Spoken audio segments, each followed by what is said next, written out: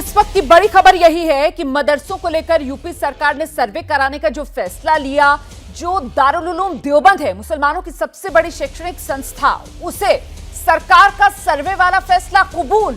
ऐसे में बड़ा सवाल यह कि अभी तक सर्वे को लेकर जिस तरीके का सियासी विरोध हो रहा था, क्या अब वो संग्राम बंद होगा, उस पर विराम लगेगा? पहले जरा सुनिए किस तरीके की अलग अलग आवाजें मदरसों के सर्वे को लेकर सामने आ रही थी।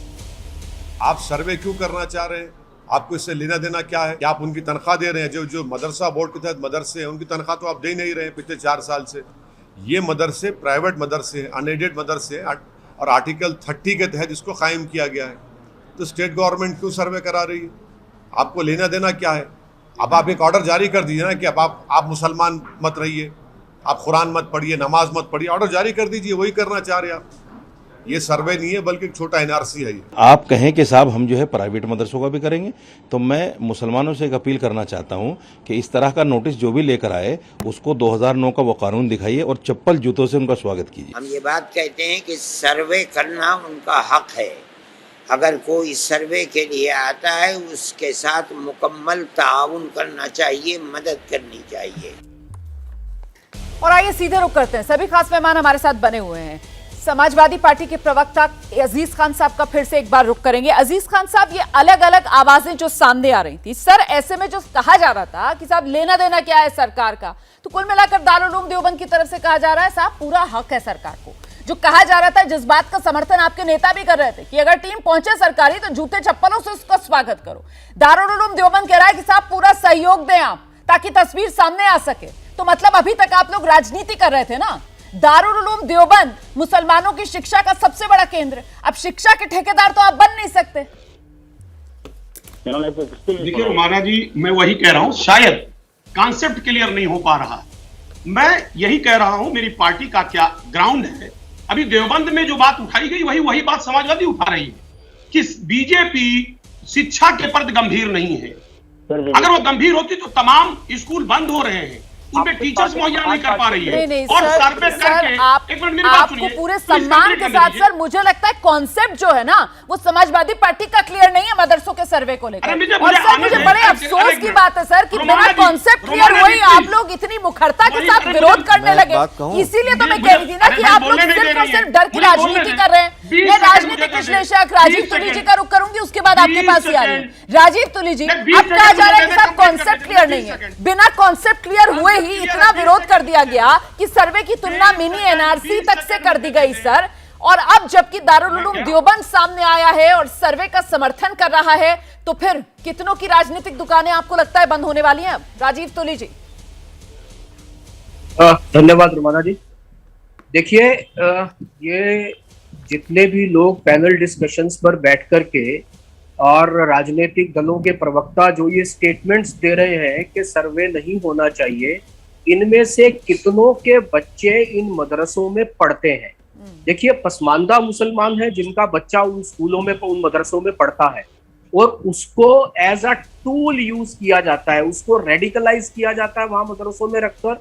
ऐसा बहुत सारी रिपोर्ट्स में और बहुत सारे अलग अलग स्थानों पर पता लगाया आया है। एनसीपीसीआर की एक रिपोर्ट है, आप वो रिपोर्ट पढ़िए, उसमें पॉइंट दर पॉइंट पूरा क्लेरिफिकेशन दिया गया है कि मदरसों का सर्वे क्यों करवा देना चाहिए। अपने बच्चों को पढ़ने के लिए लंदन भेजेंगे, अपने बच्चों को पढ़ने के लिए ऑस्ट्रेलिया और यूएस भेजेंगे, और जो गरीब मुसलमान है उसको केवल जो है वो दीनी तालीम दे करके वहीं तक सीमित रखेंगे। अभी ओवैसी साहब कह रहे थे कि ये एनआरसी है, आप क्यों जानना चाहते हो? भैया, वो इस देश के नागरिक बनेंगे, भविष्य के नहीं, वो आज के भी नागरिक हैं, वो नागरिक बनेंगे। वो अगर केवल जो आज की जो तालीम है, हिंदी है, अंग्रेजी है, विज्ञान है, मैथमेटिक्स है, ये सब नहीं पढ़ेंगे तो एक बड़े वर्ग को ऐसे नहीं छोड़ा जा सकता है समाज के कि उनको केवल और केवल तालीमी अपना दीनी तालीम दी जाए, उसके अलावा किसी प्रकार का कोई। और फिर दूसरा ये है कि अगर ये प्राइवेट मदरसे भी जी। हैं और एक बहुत बेसिक का क्वेश्चनियर है, बहुत बेसिक सा क्वेश्चनियर है, बिल्कुल। वो क्वेश्चनियर लेकर के वो लोग जा रहे हैं, जी। तो उस पर आपत्ति क्यों है? हाँ। अपने बच्चों, आप खुद स्वयं बैरिस्टर बनना है तो लंदन जाकर के पढ़ के आएंगे, सही बात। और ये नहीं चाहेंगे कि वो जो गरीब मुसलमान का बच्चा बिल्कुल। वहां पढ़ रहा है, मदरसे में पढ़ रहा है, उसको भी अच्छी तालीम मिले। तो ये सर्वे होना चाहिए। सर्वे होने के बाद जानकारी आएगी, मिड डे मील की सुविधा है, बिल्कुल सही बात माइनॉरिटी है। स्कॉलरशिप की सुविधा है, एजुकेशन है, अच्छी हेल्थ है, अध्यापक है, ये सब चीजें जो है वो बच्चों को वहां उपलब्ध कराई जाएगी। बेसिक सा क्वेश्चन आ रहा है सर, जिस बात का आप जिक्र कर रहे हैं ना, महज 11 सवाल हैं इसमें। अब कुछ कॉन्सेप्ट क्लियर हो रहा है डॉक्टर अजीज खान? कॉन्सेप्ट क्लियर हो रहे हैं समाजवादी पार्टी के? रोमाना जी, कॉन्सेप्ट बहुत क्लियर है मेरा, वही तो मैं कॉन्सेप्ट क्लियर करना चाहता हूं। सरकार का कॉन्सेप्ट क्लियर नहीं है। मैं कहना चाहता हूं, इससे पहले सर्वे हुए, मदरसों को अप्रूव किया गया, गवर्नमेंट एडेड है मदरसे, उन मदरसों का क्या हुआ? मैं जानना चाह रहा हूं। पहला सवाल है राजीव तुली जी से कि जो 560 मदरसे गवर्नमेंट से अप्रूव्ड है, गवर्नमेंट से एडेड है, उनके 6 महीने के तनख्वाह दिए 5 साल में, 4.5 साल तो आपने तनख्वाह दिया नहीं। आपके माननीय मोदी जी ने नारा दिया था, एक हाथ में कुरान एक हाथ में साइंस, कहा गया?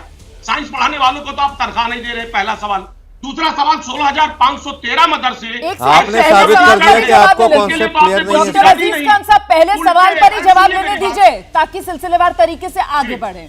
ठीक है तुली जी, वो आपसे सीधा ये सवाल पूछ रहे हैं कि पिछले 5 साल का रिकॉर्ड उठाकर देख लीजिए, जो तनख्वाह मिली है मदरसा टीचर्स को सिर्फ 6 महीने की ही मिली है। अब कई साल से उनको तनख्वाह नहीं मिल रही है। कितने मदरसा टीचर ऐसे, एबीपी न्यूज ने भी बाकायदा मदरसों में जाकर पड़ताल की, कितने मदरसा टीचर ऐसे सामने आए जो बताते हैं कि बच्चों को पढ़ाने के बाद किसी को ऑटो चलाना पड़ रहा है, किसी को कोई और काम करना पड़ रहा है ताकि उसके घर का खर्चा चल सके। ऐसे में जो विपक्ष है वो मुख्य तौर पर सरकार की घेराबंदी इस बात को लेकर कर रहा है कि साहब इनकी नीयत में खोट है, क्योंकि अगर शिक्षा को लेकर, मदरसों के हाल को लेकर ये वाकई में बेहतर करने की तरफ आगे बढ़ रहे होते तो फिर जो मान्यता प्राप्त मदरसे हैं उनका ये हालत ना होती, वहां पर टीचर्स की सैलरी नहीं रुकी होती। तुली जी, देखिए, ये सैलरी सरकार ने क्यों दी, क्यों नहीं दी, सरकार बताएगी। मैं सरकार का प्रवक्ता बनकर के यहाँ नहीं बैठा हूँ। ठीक है। अभी मेरे को केवल एक प्रश्न डॉक्टर साहब से करना है कि डॉक्टर साहब, आप मदरसे से पढ़े हैं या मेन स्ट्रीम एजुकेशन आपने लिया है? आप माइनॉरिटी इंस्टीट्यूशन से पढ़े हैं? आपने जो एमबीबीएस की डिग्री ली है वो मदरसे से ली है या किसी रिकॉग्नाइज्ड अच्छे मेडिकल कॉलेज से ली है? देखिए, वो उसका उत्तर सरकार देगी, मगर जो बड़ा प्रश्न है तनख्वाह मिली नहीं मिली, इसका उत्तर सरकार देगी।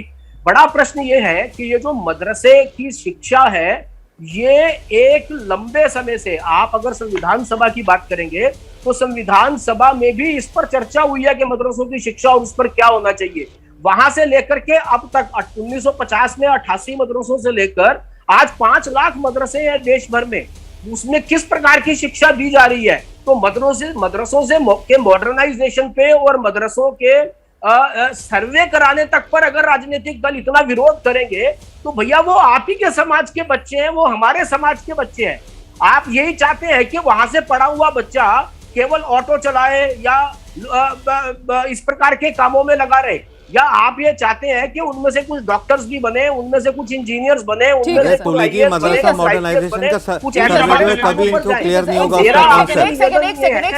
मैं डॉक्टर अजीज खान साहब के पास आऊं दोबारा, उससे पहले जरा सा फिरोज बख्श साहब को लेकर आते हैं इस चर्चा में।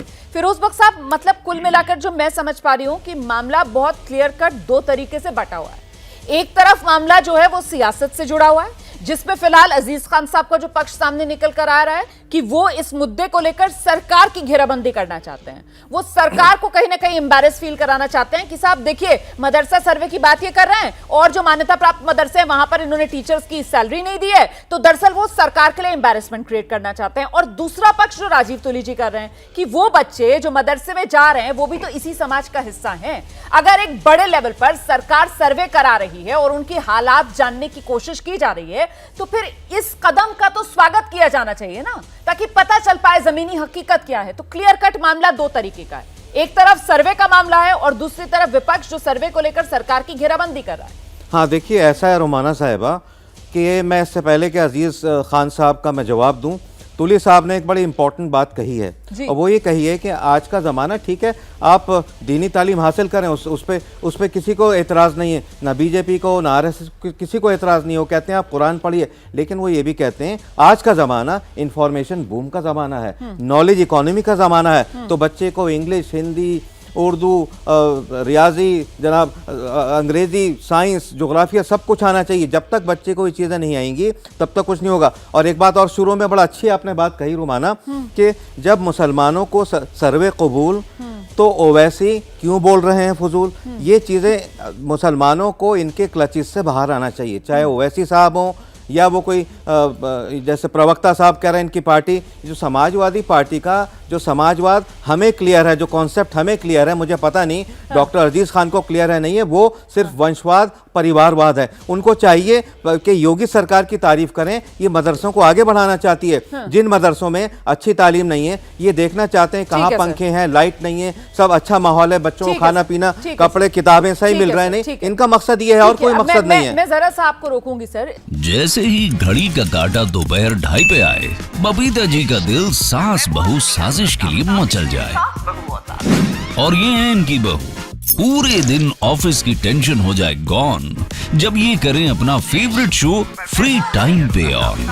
इनकी तरह आप भी देखिए अपना फेवरेट शो अपने टाइम पर और डाउनलोड कीजिए एबीपी लाइव ऐप अपने स्मार्ट टीवी पर।